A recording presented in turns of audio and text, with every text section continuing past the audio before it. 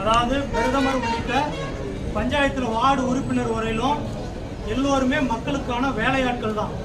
பிரதமராக இருந்தாலும் மக்களுக்கான வேலையாள் தான், முதலமைச்சராக இருந்தாலும் மக்களுக்கான வேலையாள் தான், எம்எல்ஏவாக இருந்தாலும் எம்பி ஆனாலும் பஞ்சாயத்தில் இருக்கக்கூடிய வார்டு உறுப்பினர் வரலும் மக்கள் பிரதிநிதிகள் அத்தனை பேருமே மக்களுக்கான வேலையாட்கள் தான். அதே போல் அரசு பணியில் இருக்கிறவங்க பியூன்ல இருந்து தலைமைச் செயலாளர் வரையிலும் அவங்களும் மக்களுக்கான வேலைக்காரர்கள் தான். இதை மறந்து இவங்க எல்லாமே தனக்கு மேல் இருக்கிற அதிகாரிகளுக்கு தான் வேலை அதிகமாக செய்கிறாங்க. இவர்களை எல்லாம் நிர்ணயித்தது நியமிக்கப்பட்டது மக்களால் தான். அதை மறந்து மக்களுக்கு செய்ய வேண்டிய வேலைகள்லாம் சுணக்கம் காட்டி வராங்க.